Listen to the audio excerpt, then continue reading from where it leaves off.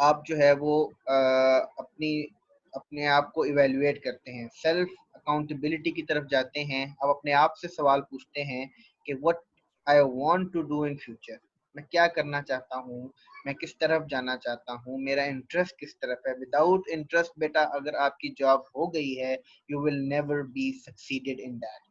आप सिर्फ एक रोबोट की तरह तो काम करते रहेंगे, आपका इंटरेस्ट डेवलप जब तक नहीं होगा, आप कभी सक्सेसफुल जो है जॉब होल्डर्स नहीं हो सकते। ठीक है, या आपकी जो है वो आपकी जॉब के अंदर, आपके काम के अंदर पैशन नहीं है, आप जो है वो उसको अपनी मर्जी से परफॉर्म नहीं करें, मजबूरी के तहत कि पैसा कमाना है, फैमिली को सपोर्ट करना है, ये सोचकर अगर आप इस फील्ड में कदम रखेंगे तो आप कभी कामयाब नहीं हो सकते। You will have to do a lot of work, hard working, and you have to polish your self. आप जब तक अपने आप को जो है वो पॉलिश नहीं करेंगे, आप जब तक अपने आप को अपग्रेड नहीं करेंगे, यू विल बी रिस्ट्रिक्टेड। ठीक है, आप एक लिमिटेड जगह पे बैठे रहेंगे और शायद आपको जो है उस सीट पे बैठे बैठे 2 से 6 साल लग जाएं, और 6 साल भी अगर आप एक ही सीट पर, एक ही पोजीशन पर और एक ही ओहदे पर बैठे हुए हैं, ठीक है, आपका जो ओहदा है वो सेम है पिछले 5 साल से या 6 साल से, तो फिर आपके लिए ये फेलियर और नेगेटिव कमेंट्स और नेगेटिविटी आपके लिए शुरू हो जाती है। ह्यूमन रिसोर्सेज एक डिपार्टमेंट है जो जॉब्स के साथ एफिलिएटेड है, जो जॉब्स को लुक आफ्टर करता है, किसको हायर करना है, किसको हायर नहीं करना। उनके खातों में, उनके डॉक्यूमेंट्स में आपकी नेगेटिव मार्किंग स्टार्ट हो जाती है। ठीक है, if you do not upgrade your self, ठीक है, you will be restricted to a limited place. ठीक है, जिस लिमिटेड प्लेस में रहते हुए आप कभी आगे सरवाइव आपके लिए जो है उस फील्ड के अंदर नामुमकिन हो जाएगा। एक ओहदे पर आप मैक्सिमम 3 या 4 साल तक आप एक ओहदे पर रहें। If in case you are not getting promotion, it's time to move on. If you don't move from that place, आपके जो है वो नेगेटिव कमेंट, आपकी जो है वो नेगेटिव पॉइंट्स जो हैं वो आपकी सीवी के अंदर जो है वो ऐड होते रहेंगे, जो नेक्स्ट टाइम कभी अच्छी opportunity I, you will miss that. ठीक है, सबसे पहले मैं ये तो ब्रीफ जो है वो डिस्कशन थी करियर के हवाले से। सबसे पहले मैं जो हूँ वो आपको physical therapist as a profession को एलैबोरेट करता हूँ। अब बेटा यू ऑल नो दैट कि पाकिस्तान में 2007 में जो है वो करिकुलम पाकिस्तान में आया था। 2 साल लगे इसके अप्रूवल में, 2009 के करीब ये अप्रूव हुआ। उसके बाद फिर जो है वो इसके अप्रूवल के बाद फिर गवर्नमेंट इंस्टीट्यूट जो है उसको अलाउ नहीं कर रहे थे, मतलब उसको जो है वो लॉन्च नहीं करना चाह रहे थे। प्राइवेट यूनिवर्सिटी ने इसको लॉन्च किया, इसको फर्दर जो है वो प्रोग्रेस की तरफ ले गया, और आज अच्छे खासी यूनिवर्सिटीज़ जो हैं वो मौजूद हैं जो कि फिजिकल थेरेपी को ऑफर कर रही हैं। फिजिकल थेरेपी के स्टूडेंट्स तो बहुत ज़्यादा इनरोल्ड हो गए हैं, लेकिन फ्यूचर में उनके पास कोई एज सच कोई प्लेटफॉर्म नहीं है जहाँ पे वो जो है वो एज अ फिजिकल थेरेपिस्ट जमा हो। ठीक है, कहने को तो बहुत सी सोसाइटीज़ बन चुकी हैं, कहने को बहुत से ऑर्गेनाइजेशंस बन चुकी हैं, लेकिन उसमें जो है वो हमें कोई फ्रूटफुल रिजल्ट्स नज़र नहीं आ रहे। जहाँ तक ताल्लुक पाकिस्तान फिजिकल थेरेपी एसोसिएशन का है, पाकिस्तान फिजिकल थेरेपी एसोसिएशन वाहिद एसोसिएशन है जो रजिस्टर्ड है आप world confederation of physical therapy के साथ। World confederation of physical therapy के लिए जो है वो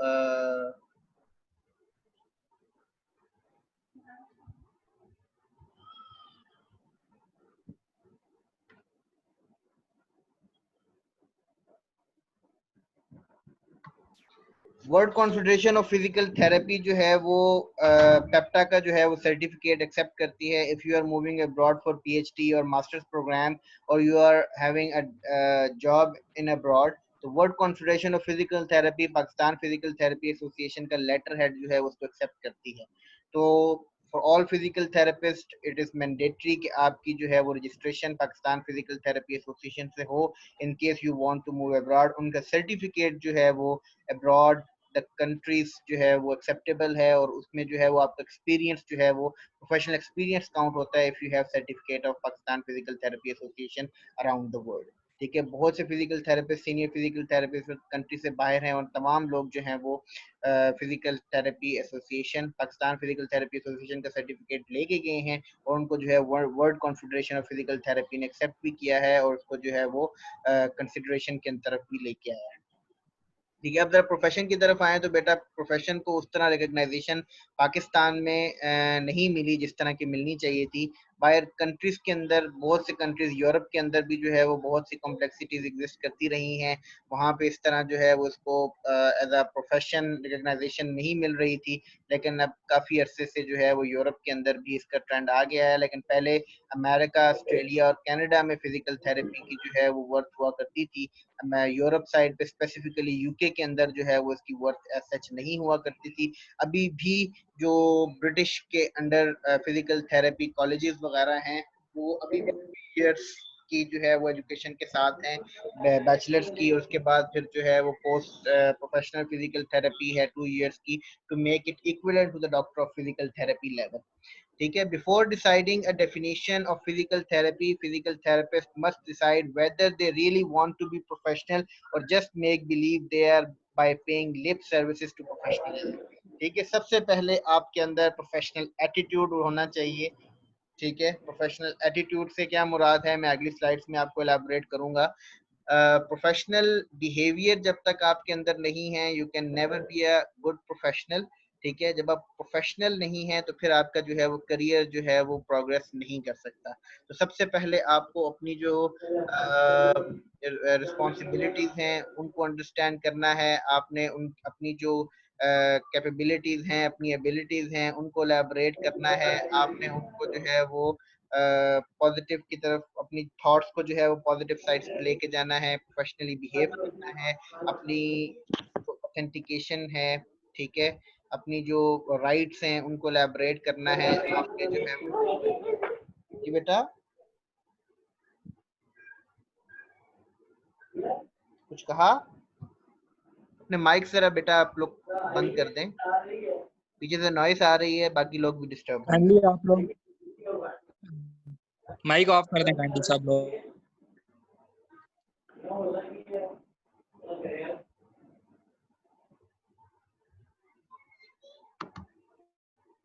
अच्छा, इसमें आपके पास काइंडली जो है माइक ऑफ वो, कर दें सब लोग। इसमें जो है वो एज अ फिजिकल थेरेपिस्ट आपको फिर जो है वो प्रोफेशनल बिहेव करना पड़ेगा। आपको जो है वो अपनी ऑटोनॉमी को समझना पड़ेगा। आपको जो है वो एथिकल कंसिडरेशन को मद्देनजर रखना पड़ेगा। आपको जो है वो एथिकल वैल्यूज के साथ साथ आपको जो है वो अपनी रिस्पॉन्सिबिलिटीज को अंडरस्टैंड करना पड़ेगा। A profession is an occupation that is viewed by the society as profession on the basis of its characteristics, development or power. ठीक है, तो profession as a physical therapist what you are, that is your characteristics. You deal with the disability, you deal with pain, you deal with musculoskeletal disorder, you deal with neurological complications, you deal with orthopedic situations, you deal with neurological along with neuromuscular problems, you deal with musculoskeletal problems, you deal with gender based problem, you deal with genetic issues. All that explains what actually physical therapists do. Physical therapist characteristics are the main concern which every physical therapist must know. What are your characteristics are, how you can develop yourself, how you can upgrade your skills, what are the best things to be taken consideration when you are upgrading your knowledge, when you are upgrading your skills, practical sessions कहाँ से सीखने हैं, practical sessions की important क्या है, आपने workshops attend करनी है, आपने कॉन्फ्रेंसेस में प्रेजेंटेशन देनी है, वर्कशॉप्स जो है वो कंडक्ट करवानी है, आपने जो है वो जो लेटेस्ट एविडेंसेस हैं उनको कम्युनिटी के सामने लेके आना है। This all comes under the development and the power of making diagnosis, power of making prognosis, and power of evaluating the correct the condition of the patient। ठीक है, ये तमाम चीजें आपके पास जो है वो प्रोफेशन के डोमेन के अंदर आती हैं। Professionalism in the is the internalised conceptualization of expected professional obligations, attributes, interactions, attitudes, values, and role behaviors in relation to individual patients or clients and society as a whole। ठीक है। आपके अंदर जो है वो कॉन्सेप्ट्स आपके जो है वो होते हैं, कौन सा पेशेंट मेरी डोमेन के अंदर है, कौन सा पेशेंट जो है आई हैव टू रेफर। ठीक है, जैसे सर्जरी के केसेस हैं, फ्रैक्चर के केसेस हैं, किस डोमेन में आप जो है वो प्रैक्टिस करेंगे, कार्डियोवैस्कुलर इश्यूज हैं, कौन से पेशेंट्स को आप एक्सरसाइजेस करवाएंगे, कौन से पेशेंट्स को आप कार्डियक स्पेशलिस्ट की तरफ भेजेंगे। This all are the knowledges which a physical therapist must possess, के जिसके बिहाफ पे वो जो है वो पेशेंट्स को एक्सेप्ट करे या फिर उसको जो है रेफर करे। ठीक है, पेशेंट के साथ इंटरेक्शन करते हुए फिजिकल थेरेपिस्ट का बिहेवियर कैसा होगा, उसका एटीट्यूड कैसा होगा, उसने जो है वो सॉफ्ट कॉर्नर रहते हुए बात करनी है या उसने रूडली या एग्रेसिव बिहेवियर में बात करनी है। इस लिहाज से बेटा जहां तक एटीट्यूड का ताल्लुक है तो दो जो है वो तरह के कॉन्सेप्ट मेडिकल प्रोफेशन के अंदर पाए जाते हैं। अगर आपने मुन्ना भाई एमबीबीएस देखी हो तो उसमें एक डीन का कैरेक्टर है और एक जो है वो मुन्ना भाई का कैरेक्टर है। ठीक है, तो दोनों के कैरेक्टर जमीन आसमान का फर्क है। एक जो है वो बेशक वल्गर था लेकिन थोड़ा सा पेशेंट के लिए सॉफ्ट कॉर्नर रखता था। दूसरे लिहाज से जो है वो जो डीन था वो प्रोफेशनल था लेकिन उसका जो है वो पेशेंट्स की तरफ जो है वो रूड बिहेवियर एग्जिस्ट कर रहा था। तो आपको जो है वो थोड़ा सा अपने जो है वो फिजिकल थेरेपिस्ट चूंकि एमबीबीएस डॉक्टर्स की तरह नहीं होते, इनका जो है वो डेली इंटरेक्शन टोटली डिफरेंट होता है। इनका जो है वो behaviour with the patients totally different होता है क्योंकि आपके पास लॉन्ग टर्म पेशेंट चलते हैं। मैं ऐसे फिजिकल थेरेपिस्ट को भी जानता हूँ जो पिछले 15 सालों से जो है वो सेरेब्रल पाल्सी पेशेंट के साथ काम कर रहे हैं। ठीक है, और अभी वो बच्चा जो है वो 15-16 साल का हो गया है और अभी तक वो अपने फिजिकल थेरेपी के सेशंस ले रहा है। तो दिस इज व्हाट एक्चुअली, यही चीज है कि हमें लॉन्ग टर्म जब पेशेंट के साथ लेके चलना है तो हमें उसका जो है वो पेशेंट का दोस्त बनना पड़ता है। तो हमें जो है वो उसके साथ काफी इंटरेक्टिव होना पड़ता है, अपना बिहेवियर को जो है वो मॉडिफाई करना पड़ता है। उसके बाद फिर जो पेशेंट्स की वैल्यूज हैं, जो डॉक्टर्स की वैल्यूज हैं, आपको जो कॉन्फिडेंशियल चीजें रखनी है, उन चीजों के बारे में जो रोल बिहेवियर है, ठीक है, किस तरह किधर आपने किस तरह बिहेव करना है, पेशेंट के साथ कैसे बिहेव करना है, अपने कोलीग्स के साथ जो है वो पेशेंट के सामने कैसे बिहेव करना है, अपने जूनियर्स के साथ जो है वो पेशेंट के सामने कैसे बिहेव करना है, अपने सीनियर्स के साथ अपने पेशेंट के सामने किस तरह से बिहेव करना है, अगर कोई जूनियर गलत कर रहा है तो उसको कैसे जो है वो आपने बेहतर करना है। तो ये तमाम चीजें प्रोफेशनलिज्म के अंदर आती हैं जो कि एक फिजिकल थेरेपिस्ट में इतनी रिस्पॉन्सिबिलिटी जरूर होनी चाहिए कि वो अपने प्रोफेशनल करियर को जो है वो अडॉप्ट करते हुए प्रोफेशनलिज्म की तरफ, प्रोफेशनलिज्म के अंदर रहे और किसी को जो है वो डिग्रेड ना करे। और दूसरा ये है कि कभी किसी पेशेंट के सामने किसी डॉक्टर की जो है वो, कोई भी डॉक्टर हो, कोई भी मेडिकल स्पेशलिस्ट हो, उसके खिलाफ बात मत करें, अवॉइड करें। पेशेंट के सामने आप कभी भी, ये जो है वो नेगेटिव कमेंट्स के अंदर आता है। ठीक है, तो प्रोफेशनलिज्म के अंदर रहते हुए आपने जो है वो अपने करियर को जो है वो स्टार्ट करना है, कभी किसी को डिग्रेड नहीं करना। अगर आपने किसी को डिग्रेड किया तो अल्टीमेटली आप खुद उस पेशेंट के सामने या उस बंदे के सामने आप खुद भी डिग्रेड हो रहे होंगे। तो उसके लिए फिर जो है वो बेहतर यही है कि आप अपने आप को जो है वो वेल मेंटेन रखें। द सेकंड एस्पेक्ट इज कि आप जो है वो, अब अगर प्रोफेशन की बात करें तो प्रोफेशन में जो है वो सबसे इम्पोर्टेंट चीज जो है वो नॉलेज है। आप सब में जो है वो एक अच्छा खासा नॉलेज होना चाहिए। ठीक है, ताकि आप जो है वो अपने करियर को बेहतर बना सकें। आप ये पता हो कि आप why you are doing this treatment protocol, ठीक है, व्हाई यू आर अपग्रेड जो है performing this task on the patient. ठीक है, आपने पेशेंट को क्यों रेफर किया, आपने पेशेंट को क्यों डायग्नोज किया, किस तरह से डायग्नोज किया, आप किन टेस्ट को परफॉर्म करवाओगे, टेस्ट किस वजह से करवाए जा रहे हैं, वो तमाम चीजें आपको पता होनी चाहिए। और the second thing is autonomy. अगर आपके पास ऑटोनॉमी नहीं है तो you are not a you cannot call yourself a doctor. What actually the autonomy is, autonomy ये है कि how you will diagnose a patient। ठीक है, ऑटोनॉमी ये है कि ऑन व्हाट बिहाफ आप अपने किस पावर का इस्तेमाल करते हुए पेशेंट को डायग्नोज करेंगे, उसका प्रोग्नोसिस बनाएंगे, उसका ट्रीटमेंट प्रोटोकॉल डिसाइड करेंगे, उसके बाद फिर आप उसको ट्रीटमेंट देंगे और फिर उसको री इवेल्युएट करेंगे। This is your autonomy. ठीक है, कि आप किसी जगह पे बैठ के प्रैक्टिस करें, आप किसी जगह पे बैठ के अपने आप को जो है वो इस काबिल समझें कि आप एक डॉक्टर्स की महफिल के अंदर एक एमबीबीएस स्पेशलिस्ट डॉक्टर के साथ बैठ के जो है वो आप आराम से उसके साथ जो है वो केस डिस्कस कर सकें और अपनी पावर बता सकें कि I have done this thing on behalf of such evidences. तो आपको उन एविडेंस की नॉलेज होना चाहिए। आप अपने कोलीग्स के साथ उसको शेयर कर सकें, अपने टीम मेंबर के साथ शेयर कर सकें, अपने पेरेंट्स, अपने पेशेंट्स के जो अटेंडेंट हैं उनके साथ एलैबोरेट कर सकें कि what you have done and how you will be considering this patient to be more perfect in the future. ठीक है। उसके अलावा फिर अपनी अथॉरिटी को आपको पहचानना जरूरी है कि आपकी अथॉरिटी क्या है, आपके पास इंटरनल नॉलेज कितना है, आप किस तरह से उसको जो है वो अपने नॉलेज का इस्तेमाल करते हुए आप कौन कौन से टेस्ट परफॉर्म कर सकते हैं, आप कौन कौन किस किस डॉक्टर के पास रेफर कर सकते हैं, आप किस कंडीशन के लिए पेशेंट को जो है वो ट्रीट कर सकते हैं, आपकी अथॉरिटी कितनी है, आप कौन कौन सी ड्रग्स प्रिस्क्राइब कर सकते हैं, आप कौन कौन सी जो है वो मोडेलिटीज का इस्तेमाल कर सकते हैं। ये तमाम चीजें आपकी अथॉरिटी के अंदर आती हैं। और देन कम्स द एजुकेशन कि आप कितने स्किलफुल हैं। आपकी ग्रेजुएशन का के बाद आपने जो है वो कौन कौन से कोर्सेज किए हुए हैं, कौन कौन सी जो है वो डिग्रीज आपने हासिल की हुई हैं, उन डिग्रीज से आपने क्या सीखा, ये तमाम चीजें आपको जो है वो वेल एक्सप्लेन होनी चाहिए।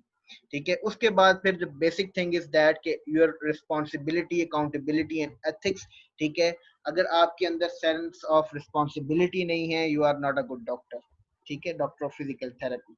ठीक है। अगर आप if you want to be a good physical therapist और good doctor of physical therapist, you must have responsibility. जिसमें सेल्फ रिस्पॉन्सिबिलिटी यही है कि आप अपनी जो है वो रिस्पॉन्सिबिलिटीज को पहचाने, आप अपने किरदार के अंदर रहें, आप अपनी डोमेन के अंदर रहें। कौन कौन सी चीजें फिजिकल थेरेपी डोमेन के अंदर आती हैं, ये बहुत बड़ा टॉपिक है। इस पे बाद में अलग से डिबेट हो सकती है। मैं सिर्फ आपको एक गाइडलाइन के तौर पे ये 4-5 चीजें बता रहा हूँ, फिर मैं जो है वो करियर काउंसलिंग की तरफ आपके पास प्रॉपर आऊंगा। पहले कुछ चीजें थी जो मैं क्लियर करना चाह रहा था, ताकि आपकी जो है वो एक बेस बन जाए। उस बिहाफ पे फिर फर्दर डिस्कशन जो है वो ज्यादा जो है वो आपको समझ आएगी और ज्यादा बेहतर अंदाज से आप आगे इसको कन्वे भी कर सकेंगे। उसके बाद फिर जब रिस्पॉन्सिबिलिटी आपको पता है कि कौन कौन सी responsibility as a physical therapist आपके पास है, तो तब आप अपनी अकाउंटेबिलिटी भी बेहतर कर सकते हैं। सेल्फ अकाउंटेबिलिटी में आप अपने आप को कटहरे में खड़ा करके पूछ सकते हैं कि आया ये पेशेंट मेरी डोमेन का था कि नहीं था, मुझे इसको रेफर करना चाहिए था या मुझे इसको अपनी जो है डोमेन के अंदर रखना चाहिए था। मुझे जो है वो कोई क्रिटिसाइज करेगा तो कल को मैं क्या जवाब दूंगा।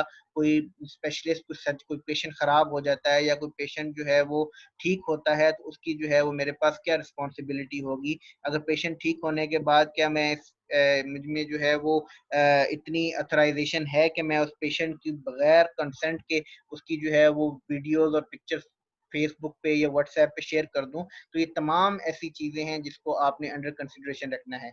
सबसे पहली चीज बेटा जहन में लाजमी रखिएगा कि आप किसी भी पेशेंट की कॉन्फिडेंशियलिटी को ब्रीच नहीं कर सकते अनटिल और अनलेस जब पेशेंट खुद कंसेंट दे दे, तो तब आप उसको जो है उस पिक्चर्स को उस वीडियोस को यूटिलाइज कर सकते हैं। अदरवाइज इट्स साइबर क्राइम, जिसकी जो है वो तनाजर में जो है वो आपके ऊपर जो है वो एफआईआर भी दर्ज हो सकती है और आपके ऊपर केस भी हो सकता है if you are found guilty in displaying of video content और इमेजेस। तो जब भी आप कोई पेशेंट की वीडियोस या पिक्चर्स अपलोड करें तो उससे कंसेंट रिटर्न में जरूर लें।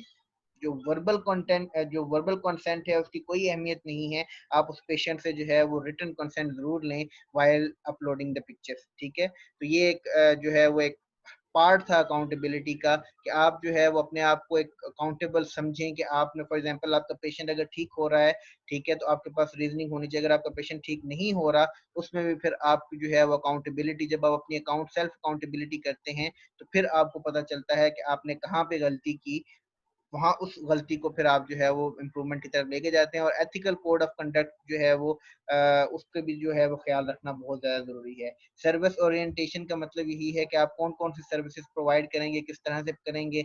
और अपोजिट जेंडर है तो उसकी कॉन्फिडेंशियलिटी को कैसे मेंटेन रखना है, उसको जो है वो ट्रीटमेंट देते हुए किन चीज़ों का ख्याल रखना है, उन चीज़ों को अंडर कंसिडरेशन आप रखेंगे। आप किन किन बातों के लिए अकाउंटेबल हैं, ठीक है, जो जो आप करेंगे उस चीज़ के लिए आप अकाउंटेबल हैं।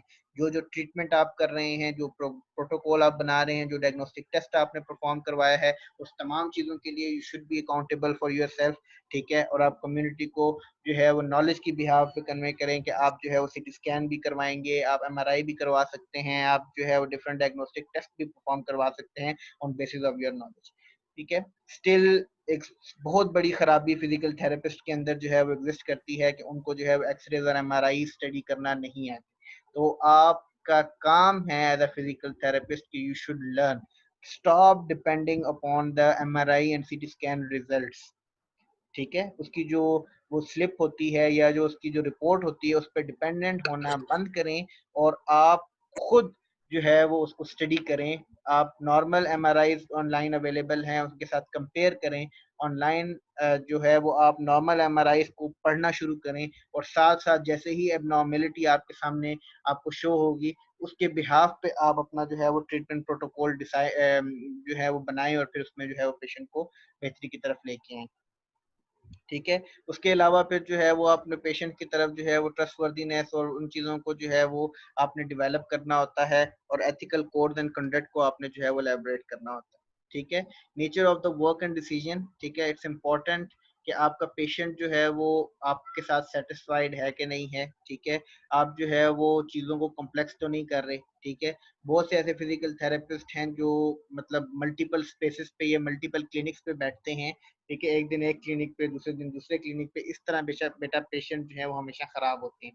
ठीक है, कोशिश करें कि आप एक जगह पे बैठें। ठीक है, अगर आप मल्टीपल जगह पे बैठ भी रहे हैं तो डिफरेंट ओकेजन्स पे बैठें।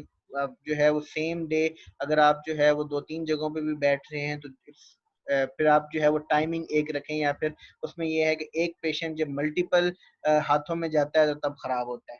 ठीक है, तो बेहतर यही है कि जो आपका पेशेंट है उसको खुद आप जो है वो ट्रीटमेंट की तरफ उसको खुद ट्रीट करें और अपना आपको जो पेशेंट है उसको जो है वो खुद आप जो है वो बजाय इससे कि आप किसी और कोलीग को बोले कि वो उसको जो है वो ट्रीट करें। बेटा जो आपकी क्वेश्चंस हैं वो at the end of the session में इंशाल्लाह उसका जवाब दूंगा। अपने पास आप क्वेश्चंस लिख के रखें ताकि हम जल्दी जल्दी इसको जो है वो फिनिश करें। अभी जो है वो 1.5 मिनट रह गया है जूम ऐप का, तो अभी अगर डिस्कनेक्ट हो जाता है तो आप जो है वो दोबारा कनेक्ट हो जाइएगा जूम ऐप पे, ताकि जो है हम इसको फर्दर जो है वो आगे कंटिन्यू रख सकें। The last part is role and identity. ठीक है, तो internal identity and role as a physical therapist आपका जो है वो आइडेंटिटी एक होनी चाहिए जिसको आपको जो है वो फख्र होना चाहिए कि आप फिजिकल थेरेपिस्ट हैं। बहुत सी ऐसी चीजें हैं जो एमबीबीएस डॉक्टर्स नहीं कर सकते, होम्योपैथिक डॉक्टर नहीं कर सकते, फिजिकल थेरेपिस्ट डॉक्टर जो है उनको इजीली हैंडल कर लेते हैं। जैसे जो है वो बायोमैकेनिकल डिस्टर्बेंस है, ठीक है, पोस्चरल डिफॉर्मिटीज हैं, सेरेब्रल पाल्सी के पेशेंट्स हैं, स्ट्रोक के पेशेंट्स हैं, और इसके अलावा जो है वो लातादाद कंडीशंस हैं जिसमें फिजिकल थेरेपी ही से सिर्फ जो है वो ट्रीटमेंट जो है वो पॉसिबल है। उन चीज़ों को अंडर कंसिडरेशन में रखते हुए आप जो है वो जितना अपने आप को बेहतर करेंगे, जितना अपनी जो है वो प्रैक्टिस को बेहतर करेंगे, उतने बेहतर आप फिजिकल थेरेपिस्ट जो हैं वो बन जाएंगे। ठीक है, तो क्वालिटीज ऑफ प्रोफेशन, ऑटोनॉमी आपके पास पावर हो, आपको पता हो। अगर हेल्थ रेगुलेटरी अथॉरिटी वाले, एचआरए वाले आके आपको तंग करते हैं कि आपकी जो है वो रजिस्ट्रेशन नहीं है, तो आपको अपनी ऑटोनॉमी का पता हो कि what you are doing. You are not administering any drug. when you are not administering any drug or you are not dealing with any surgical equipment, ठीक है, you do not come under the health regulatory authority services। ठीक है, उसमें you are just performing, tell them कि if